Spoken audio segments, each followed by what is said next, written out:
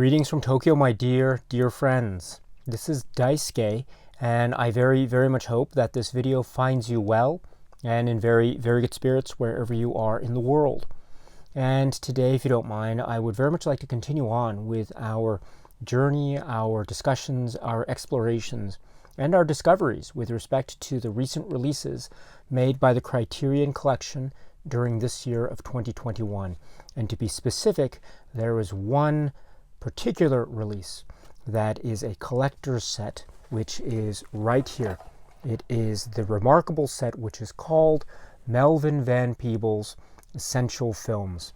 And among the films included in such essential film set is this work, which has been designated by Criterion at spine number 1094. And it is from 1970. And the name of the work is Watermelon Man.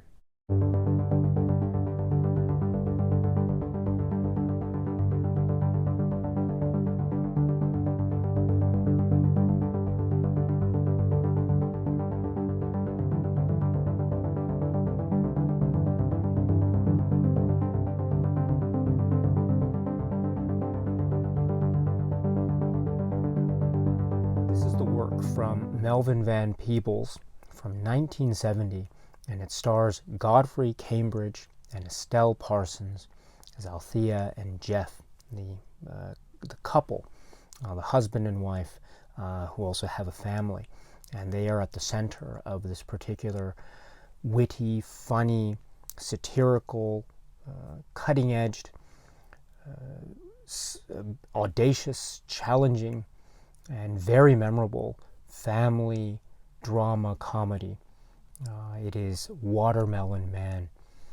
I think if we were to try to describe the plot of this film, Watermelon Man, we would again focus on the Godfrey Cambridge character, who plays Jeff, who is an insurance salesman, or he seems to be working in the insurance industry. He goes to the office every day. He lives at home in this suburban area. It's a white suburban neighborhood, seemingly middle class or upper middle class, so they seem to be well off. And it's Jeff and Althea and their two children, and they seem on the surface to be living an idyllic life. Again, the suburban life and the commute to work and what all that entails in terms of the family, etc. But that also seems to be a type of surface level as well, because as we get into the various proceedings of the film, even at the start of the film, we get to a sense, or we begin to sense, a type of undercurrent of tension in various parts of Jeff's life.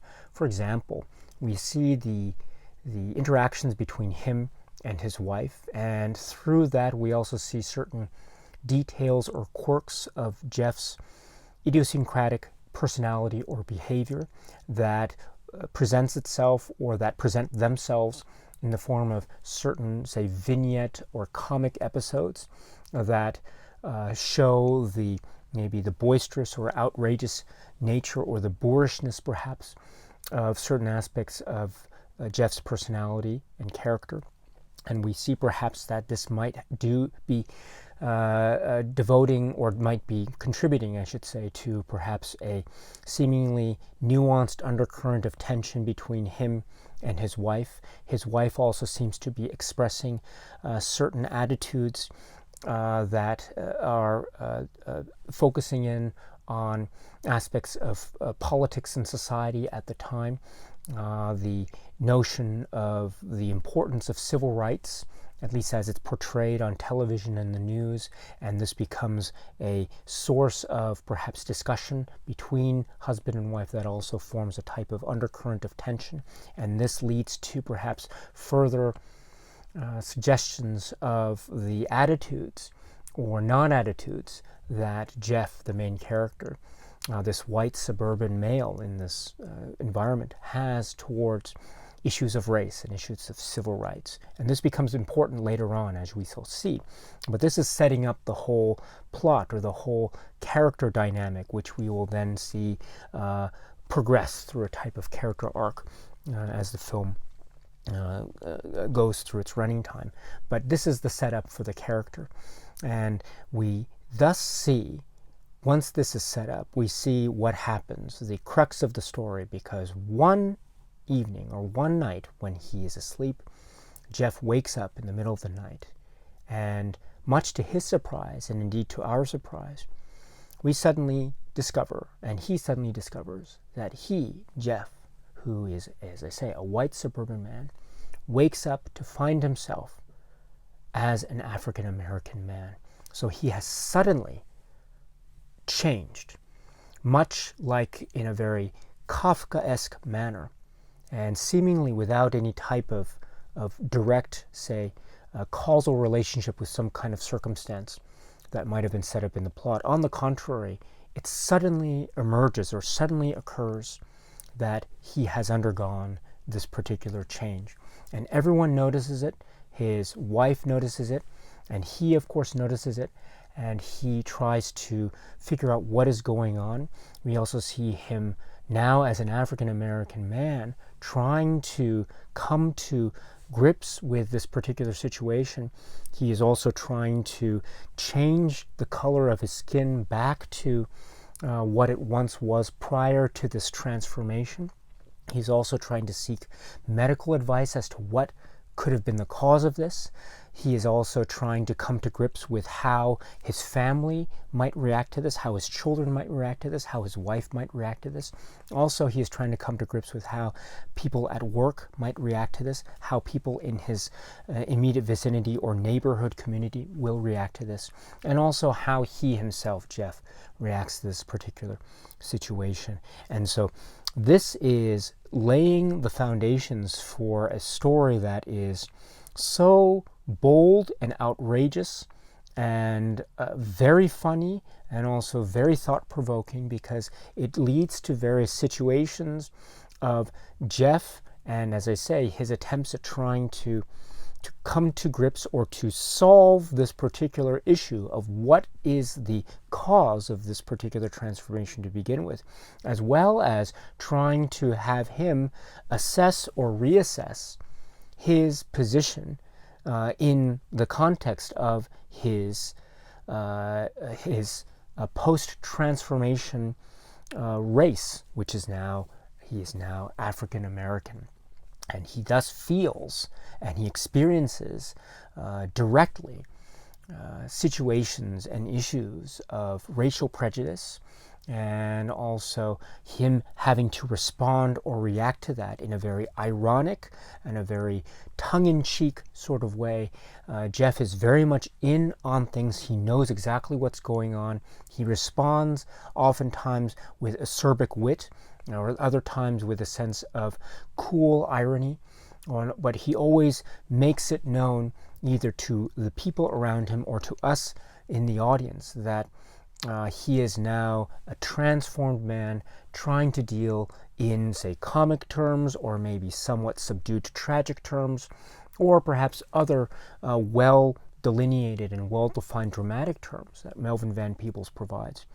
And we see how Jeff is trying to come to grips and deal with these various issues that arise due to, again, his transformation from this white man to this African American man.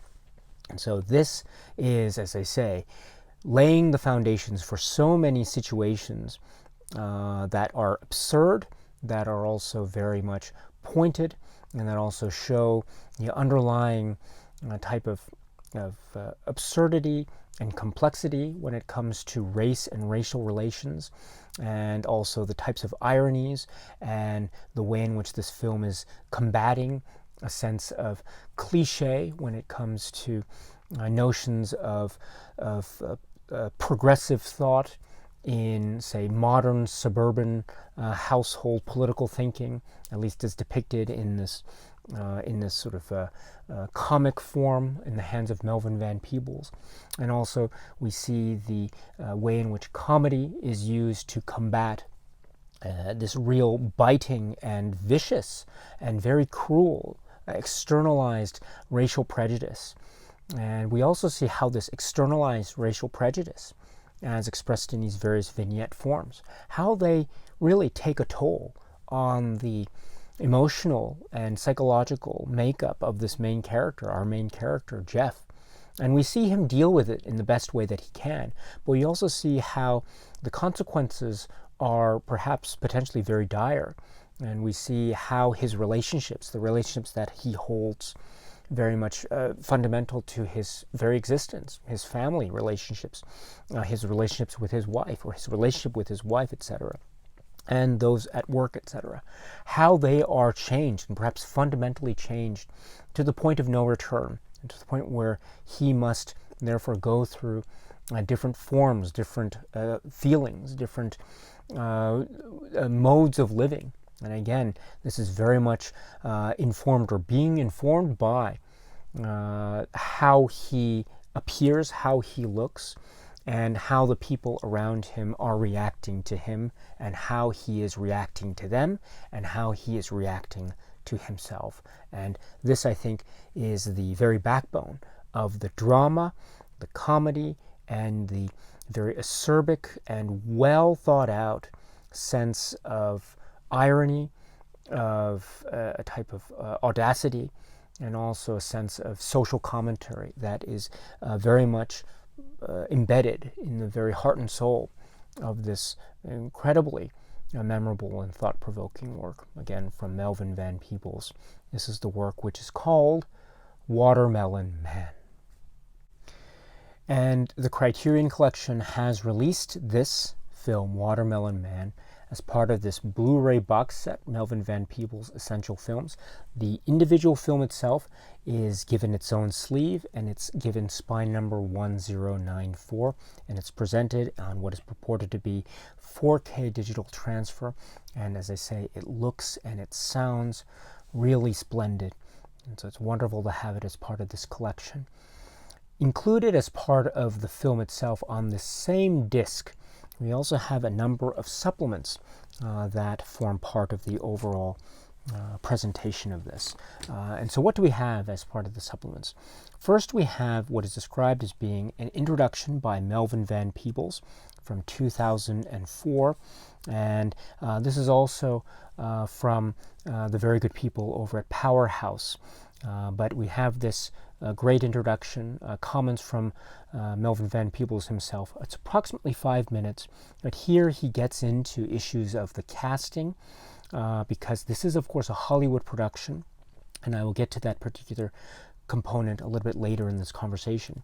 But Melvin Van Peebles reminds us that this is a Hollywood production. It is his first foray into feature filmmaking in Hollywood, and part of his dealings with the powers that be in the Hollywood film and studio system, this is Columbia Pictures, was the idea of casting, because as we mentioned, the main character of Jeff is a character that is a white, middle-class man who lives in this suburban environment with his wife and his children. So it's this white man who becomes, throughout the course of the film, one night, he becomes an African-American man. And so the idea of casting, or one of the ideas that was pitched to Melvin Van Peebles in terms of casting, was to perhaps have a white actor be cast in the role of Jeff, and then somehow have that particular performer maybe carry out this performance pre and post transformation in the context of the story. But Melvin Van Peebles had a different idea, or a different approach. What he suggested instead to have, what about having, in the words of Melvin Van Peebles, having an African American actor be cast. And so during those early introductory scenes, he could have the African American actor portray the white character of Jeff prior to the transformation, and then once he is, the film depicts the transformation itself, and then he becomes this African American man, then the makeup can be removed, and thus the actor can portray Jeff as the African American man. And so that was Melvin Van Peebles' casting choice, and so that led to the selection of Godfrey Cambridge, who has this wonderful background in comedy, and I think it shows very well in his beautifully timed sense of rhythm and dialogue. The timing of his jokes, I think, works so well, and he does it in a way that is, as I mentioned earlier, in a way that's so beautifully balanced, because it's almost like he's also winking at the audience. He is letting us in on the joke, even if the jokes have very serious and perhaps also quite awful implications, both in terms of his own psyche and also in terms of commentary, a type of social commentary on the external realities of racism in sort of a modern day, a middle-class setting. And so this performance, I think, by Cambridge is utterly brilliant. And so it's a wonderful a choice of casting on the part of Melvin Van Peebles and company. And also he does remind us too about this is a type of working with Hollywood. He had found, Melvin Van Peebles had found some critical, some great degree of critical success and attention with his prior work, The Story of a 3-Day Pass, which was a film that he had made while he was in Paris or in France. And so now he was ultimately invited to make this film at Columbia, which is Watermelon Man. And after this film was made and it was a critical and financial success, he was invited to make more films within the Hollywood system. But as we know, he declined to do so and instead chose to make another film after this, which is called Sweet Sweetback's Badass Song. And we will speak about that particular film on a separate occasion in another video. But this is still, within the context of Melvin Van Peebles' career, a very important film in terms of its content, because it is it's very creative. It has this sense of a visual style, a use of color, a use of music, different forms of genre, musical settings, entertainment that somehow break up the function of a type of a straightforward narrative setting, thus giving rise to the notion of Melvin Van Peebles as a real a powerful force in terms of an establishment of a real witty and intelligent cinematic style that pushes the boundaries in terms of a type of grammar that he employs. We had seen this type of, for lack of a better word, type of playful experimentation filmmaking attitude. We had seen this type of attitude and approach expressed in the earlier work, The Story of a 3-Day Pass, but we also see it here in Watermelon Man. But it's also combined with the balance of really great performances that know just when to go over the top and then bring it back and then give a sense of balance, while also portraying or revealing this absurdity and the comedy of the absurdity, and also the sadness and tragedy and the real potential for a type of loss and confusion amid all of this absurdity at the same time. And so we have, I think, the great performances by Estelle Parsons and Godfrey Cambridge to thank for that, and others, of course, to thank for that, for giving us the sense of a balance within the context of a nuanced, complex story. And Melvin Van Peebles in this introduction also speaks about the ending, and he speaks about a type of clash that he had with other people that were involved in the storytelling or the production of this. Herman Raucher as well as mentioned, and specifically about the ending that perhaps they wanted versus the ending that he wanted. And I don't want to get into too many details about this ending, because if you haven't seen the film, please watch the film, and then you can watch you can listen to some of the supplements to get a sense of the specifics of what I'm referring to. But just to let it be known that when he's talking about the ending, there was the possibility of another ending to be imposed by the Hollywood powers that be in making this film, but he ultimately was able to prevail. Melvin Van Peebles was. He was able to prevail, and thus the ending that we have in the film is the ending that he ended up prevailing upon. So it's a really interesting thing to consider what that possible other ending could have been. And Melvin Van Peebles does speak as to why he was, in a sense, philosophically opposed to that particular ending.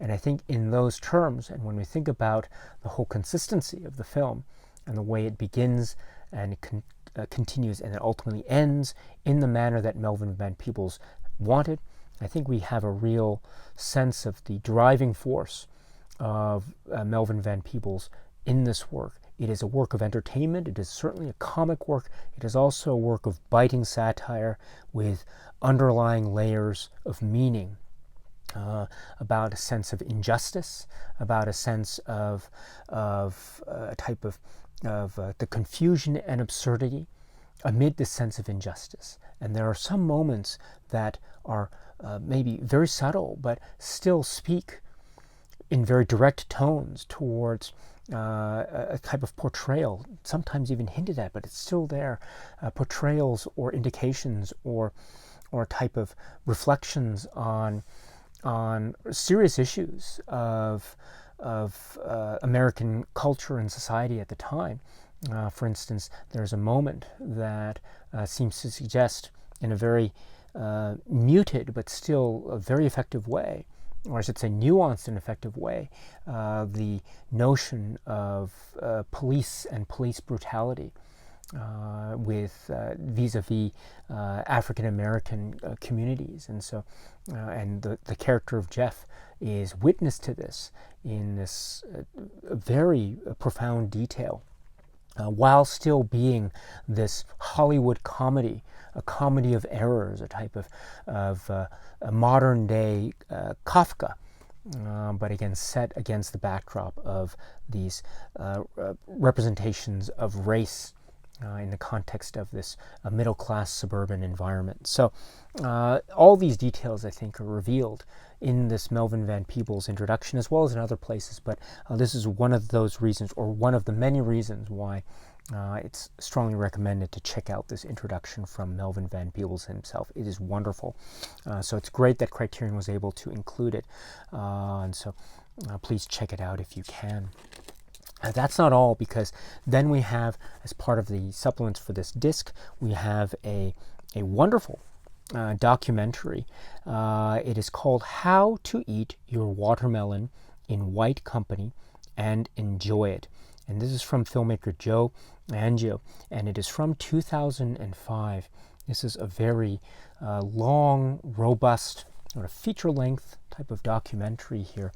And it is focusing in, I think, primarily, it's not just on Watermelon Man, although there are some parts of the documentary that focus on Watermelon Man, but it is in fact a documentary on the life and career of Melvin Van Peebles up to the present day that the documentary was made, again, 2005. And so it essentially follows and charts and provides background and overview in the life of Melvin Van Peebles. And he was born in Chicago in 1932, and he was a very intelligent young boy, student growing up, and he served in the U.S. Air Force, and he went to San Francisco, and he was a cable car operator, and he was also a writer, but he was fired from his position as a cable car operator, and that led to him wanting to go to Europe. And he first went to Holland to study astronomy. Then he also had aspirations as an artist and filmmaker, and so that led him ultimately to France, and that laid the foundations for what ended up being his time in France to be a writer and also journalist, and also as an artist, and also ultimately a filmmaker, leading to his work, The Story of a 3-Day Pass. There's also references to his early short films that he had made in the late 50s while he was still in the United States. But then it goes into his life in France, in Paris, this idea about how Melvin Van Peebles is this incredible intellectual force. He's like an intellectual force of nature and a Renaissance man in terms of the incredible amount of talent that he has. He is a totally multi-talented person, a genius on many levels. And there are interviews with him and with some of the people that he was associated with at the time, and they also reveal some aspects of Melvin Van Peebles' personality. He has this very affable and quite likable, charming aspect to his personality. There's some details about the relationships that he had with various women that he had met in his life, and that are also part of his life now. And there's a talk also about his family and his children, among which featured is Mario Van Peebles as well. And so Mario Van Peebles speaks about the legacy of the filmmaking of his father, and starting with this particular part of his career, and then it leads to his work, or his attempt at working in Hollywood, in the Hollywood studio system, Columbia, with this particular work, Watermelon Man. And while there were opportunities, and while there were successes, and while this film was a bona fide success, that wasn't for Melvin Van Peebles. And as an artist, in terms of who he was as a human being, he knew that his calling was elsewhere. And we know that that calling ended up becoming finding form in this fierce, ferocious, independent film that is one of the most groundbreaking, one of the most controversial, groundbreaking, memorable works from the 1970s, and that is Sweet Sweetback's Badass Song. And so there is talk about this particular work and what it was about, and what it caused, and what it was embodying, and what it was representing, and what it meant for Melvin Van Peebles and his career, and how he became a type of independent spirit, cinematic auteur provocateur par excellence. And also how for him it was about a type of embodiment of a sense of pride, of feeling proud, of, in his words, standing tall, which is a very profound statement to make, and it is very in keeping with the type of spirit that can be said to be embodied within that work. It is a very challenging work. It is very, very provocative indeed. And so we will, as I say, talk about that work on a separate occasion in the video here. But there's also links, and Mario Van Peebles, Melvin Van Peebles' son, speaks to this as well, about how, while there were many, say, aspects of the film that were very positive in terms of Melvin Van Peebles' career, there were also certain challenges that had existed and still existed, at least at the time or immediately after the film's release, and it led to perhaps unintentionally, its associations with what later became known as blaxploitation in cinema in the 1970s. But this was something that Melvin Van Peebles did not pursue. Instead, as the film, or as the documentary shows us, he had many interests, and he was also focusing on writing and theater and stage play performances. And so this leads to a discussion or covering of the particular part of his career in terms of the theater. Ain't supposed to die a natural death, and also Don't Play Us Cheap. And it leads to some of the really groundbreaking work that he was doing, that he did on screen, but also what he was doing on stage. And that leads to a further discussion about the versatile nature of Melvin Van Peebles and his art. And that's not all it goes into in terms of his work on stage and on screen and the written word. There's also music. Melvin Van Peebles is an artist that deals with music. We know that he is very involved in a lot of the music and musical choices of his works. We also see him in this documentary engaged in the art of making music itself, and we get a glimpse as to how he is able to essentially transcribe, or have transcribed, certain concepts that he has musically and have them turn into works of music, which is amazing. Another aspect of this Renaissance man artist. And that's not all. He is an athlete as well. We see him exercising. He has a strict regimen. of a type of exercise. He has this very vivacious and outgoing sense to his character, and he's very funny, he's very witty, very, very clever, very intelligent all the time. And also he has this appetite for knowledge, and he just seems to be able to absorb situations, and he's able to absorb information and knowledge in a way that he then becomes an expert in this particular field. There was reference earlier in his life to when he moved to France and how he didn't speak the language at first, French, but then he was able to pick it up and learn it, so to the point where he became fluent in the language. And even now, when the documentary was made in 2005, and we see him making particular films, working with the cast and crew of this current production, we see him speaking in French language. And so that's an example of how he's able to, in essence, absorb something, knowledge, and make it his own. It's just an example of his genius. Another way that he is able to do that was essentially take the Wall Street trader test, and he studied up on it and he passed it. So he became a Wall Street trader, and he was very knowledgeable about options trading and investments, investment banking. He wrote a book on it called Bold Money, and he appeared on various local news programs as being a type of expert when it came to money and finances and investments and the stock market. So that's another example of the way in which Melvin Van Peebles just is able to exercise his incredible intellect and just absorb information to the point where he can make it his own.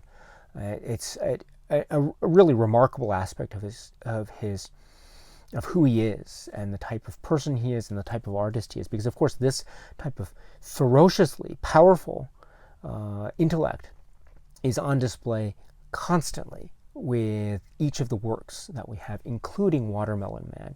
And so it reminds us also about how works like Watermelon Man are filled to the brim with notions and concepts and ideas that seem to be firing all at once.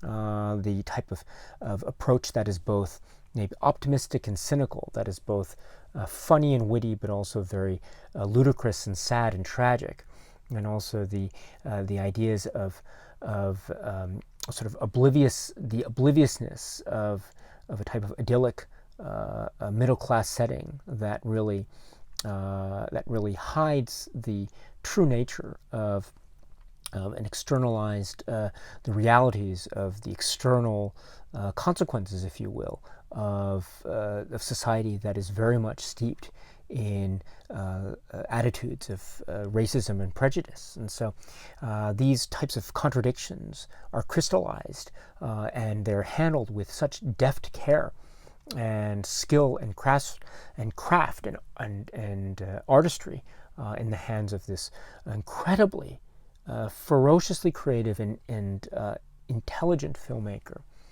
and artist, Melvin Van Peebles. So what a great documentary it is. As I say, it focuses on Watermelon Man to a certain degree, but it's also perhaps more described as being a focus on the entire life and career of Melvin Van Peebles. So perhaps a suggestion might be maybe you can watch Watermelon Man and also watch all the other films in the set first. And then after you've seen all the films, then you can return to this disc and the particular documentary, the 2005 documentary here. And I think that might be a good way to approach it. As I say, it is really, really great. It is a great primer and introduction into the life and times of Melvin Van Peebles. We also get some wonderful glimpses and insights into his character. He is such a charming, charismatic, funny, smart individual, and so whenever we get a chance to see him and hear him, my goodness, this is such a wonderful time. So please check out this documentary if you can. Again, it's called How to Eat Your Watermelon in White Company and Enjoy It, from 2005. That is it when it comes to the supplements that are included with Watermelon Man. So it might seem on paper to be somewhat limited in terms of quantity of supplements, but I should once again emphasize that we are getting so much in terms of an overall documentary, feature-length documentary viewpoint and look into the life at times of Melvin Van Peebles, including discussions on Watermelon Man, and we are also getting the film itself. So all in all, I think it's a really great presentation, and as part of this set, my goodness, this is fantastic. So this is the Criterion Collection release of this work, which is Watermelon Man. Okay, my friends, so that's it for now. I will continue on with more discussions of the other films in this great set, as well as another video talking about other aspects, the booklet and other aspects of the presentation of the set itself. And so if you're interested, I look forward to seeing you at the next videos. But until then, my friends, please be happy and healthy and well, and please keep on watching a lot of great, great movies. Thank you so much, as always, for your time. I very, very much appreciate it. Stay strong, stay safe, and cheers.